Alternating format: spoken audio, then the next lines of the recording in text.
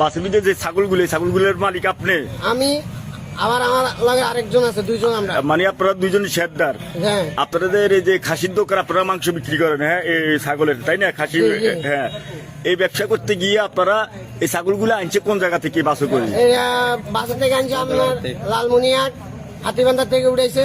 হ্যাঁ, হাতিবান্ধা থেকে উড়েই ডাইরেক্ট বাসে বক্স করে লক্ষ্মীপুরের উদ্দেশ্যে আইছে। লক্ষ্মীপুরে আসে। হ্যাঁ, আসার পরে আমরা সকাল থেকে এদেরকে ফোন দিতেছি, ফোনের উপরে এরা ফোন ধরে নাই।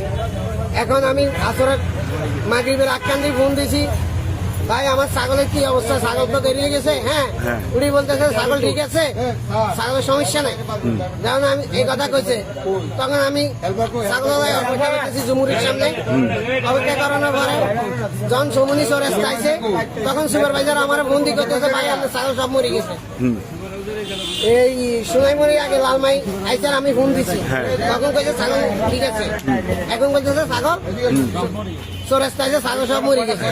এদের গাড়িতে আমার ছাগল দিছে, এরা ছাগলের একটু দেখে নেই, কেয়ার করে নেই। ছাগল কয়টা? ছাগল আছে 47টা। 47টা? এখানে খাসি ছাগল, খাসি বকরি সবগুলো কি মারা গেছে? সব একটা ছাগল ইয়ে নাই, জিন্দা নাই। এখন আপনি এই বিষয়ে কি চান? মানে আপনি? আমি চাইতেছি মালিক পক্ষ আসক, বসক, আমার এই যে মালগুলো, আমার এই মালগুলো ড্যামারেজ। আমি এদেরকে আজকে 2 বছর গাড়ি করি মাল আনি, এই গাইড করে আনেন? এই গাড়ি করে আনি, এক ছাগলের 300 টাকা করে পার পিস ভাড়া দিই। ইয়ে হরে যায় ড্রাইভারের বকশিস দিই।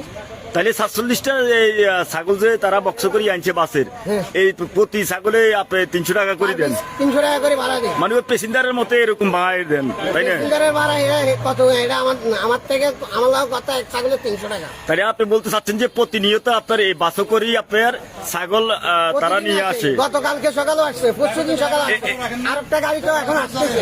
হ্যাঁ, একই কোম্পানি গাড়ি? একই কোম্পানি, অনিন্দ পরিবহন। মোহাম্মদ আবুল হাসেন, আমি অনিন্দ পরিবহনের সুপারভাইজার। ফারুক ভাইয়ের বাবা আর সুমন ওরা মিলিয়ে ছাগল আমাদের গাড়িতে চলে দেয় বিকাল 4টায়। আপনার গাড়ির নাম কি? অনিন্দ পরিবহন। অনিন্দ পরিবহন, এটা কি আপনার মানে বড় বাস? জি, বড় বাস। হ্যাঁ, বলেন। হ্যাঁ, তো সেই বাসে করে আনার সময় জ্যামে পড়ছিলাম আমরা গোবিন্দগঞ্জে জ্যামে পড়ছি, 5 ঘন্টা জ্যামে ছিলাম।